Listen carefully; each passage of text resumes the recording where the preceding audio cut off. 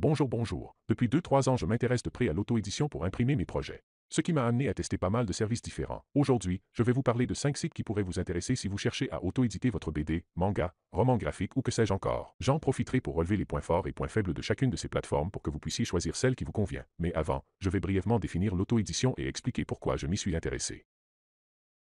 L'auto-édition, c'est lorsqu'un auteur, souvent amateur, se charge aussi du travail d'un éditeur. À savoir qu'en plus de la réalisation d'un ouvrage, il faut se charger de la maquette, chercher un imprimeur, obtenir un bon devis et le valider pour l'impression, mais aussi recevoir et stocker les ouvrages une fois imprimés. Sans parler de la mise en vente et de la publicité à faire autour.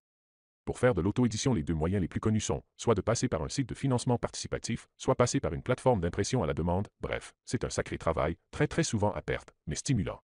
On apprend beaucoup et c'est toujours une expérience à faire valoir si par la suite vous comptez démarcher des grosses maisons d'édition. Ou alors, pour vous en affranchir complètement. Je vais partir de ma situation pour expliquer ce qui m'amène à passer par l'auto-édition et la plupart des questions que je me suis posées. Ma situation est celle d'un jeune avec beaucoup d'idées et pas beaucoup de sous. Il me fallait donc trouver une imprimerie qui accepte de tirer une petite quantité de livres pour que je puisse m'assurer de la qualité et être sûr d'avoir assez de place pour les stocker. Cependant, la notion de petite quantité pour une imprimerie est plutôt comprise entre 25 et 50 livres. En effet, plus un même livre est tiré, plus son coût de production à l'unité est bas. En plus des questions d'argent, je voulais un bel objet avec une couverture cartonnée et si possible le choix du papier pour les pages intérieures. Ce qui m'a amené à faire encore plus de recherches, car ce qui m'était recommandé en premier sur les moteurs de recherche ne convenait pas du tout à mes critères, et par la suite, quand j'ai trouvé les 10 sites et plateformes, j'ai bien gardé en tête que je suis un anonyme complet, et donc pas en mesure de faire beaucoup de ventes. L'avantage de la notoriété, c'est quand même qu'on peut vendre n'importe quoi à n'importe quel prix. C'est alors poser la question de si je passais par le financement participatif ou par l'impression à la demande. Le financement participatif repose sur le principe du tout ou rien. Soit votre objectif de vente est atteint et vous pouvez donner vie à votre projet, soit cela échoue et vous devez reporter votre projet. J'ai d'abord tenté le financement participatif. Et là, j'ai enchaîné toutes les erreurs possibles. Le lancer seul, sans notoriété, le 10 du mois, sur seulement 20 jours, avec des paliers que je ne pouvais atteindre qu'en les mettant plus bas. Bref, ensuite je me suis tourné vers l'impression à la demande. L'avantage de l'impression à la demande, c'est qu'il n'y a pas d'échec à proprement parler. Votre livre est directement mis à disposition sur un site marchand et imprimé à l'unité quand quelqu'un souhaite se le procurer. J'en profite pour rappeler que j'ai fait une vidéo à ce propos, lien en description.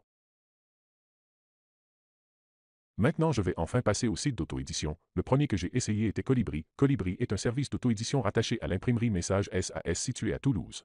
L'interface pour paramétrer son livre est intuitive, cependant le degré de personnalisation est très restreint. On ne peut que choisir l'aspect de la couverture, si l'impression intérieure est en couleur ou en noir et blanc, et le grammage du papier des pages intérieures. Mais attention, sachez que 90 grammes c'est vraiment le minimum pour une BD, surtout si elle fait moins d'une soixantaine de pages.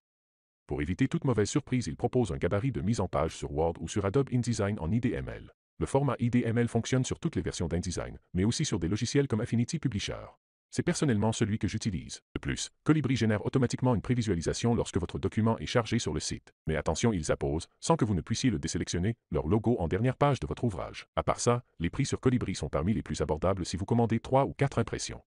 Concernant la livraison, elle est assez chère et indiquée en petit. Cela prend entre 2 et 3 semaines pour recevoir vos impressions si vous êtes en France métropolitaine. Le site suivant que j'ai essayé était HelloPrint. C'est une multinationale proposant des impressions sur plein de supports différents dont des livres à couverture souple ou cartonnés qu'ils classent dans la rubrique brochure. Les impressions sont réalisées en Europe. Il y a un peu plus de choix que sur Colibri concernant les formats et le papier.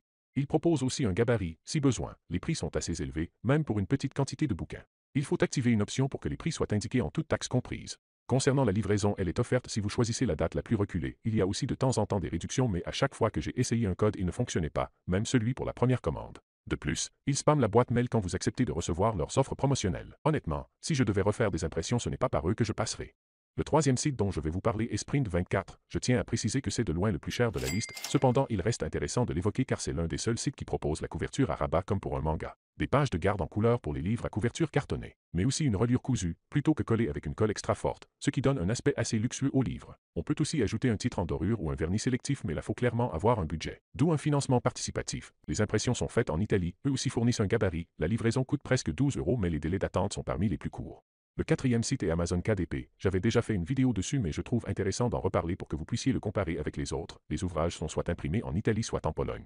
Ça dépend du type de couverture et si les pages intérieures sont en couleur. Pour les livres à couverture souple, il y a énormément de choix et vous pouvez même entrer une taille de coupe personnalisée. Pour les livres à couverture cartonnée, aussi appelés livres reliés, le choix du format est plus limité et vous devez avoir 76 pages minimum.